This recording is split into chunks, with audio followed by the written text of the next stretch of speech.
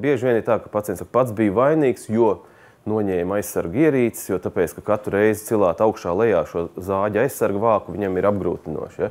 Vieglāk ir bez aizsargu ierīces zāģēt un to darbu it kā padarīt ātrāk, bet līdz ar to tas darbs ir uz pusi nedrošs. Varētu lūgt padomāt pašiem darbiniekiem par savu drošību. Bija pacients no Ogres rajona, kurš strādājot uz ceļa, kādā transportēra lentē tika noraukts augšdēls.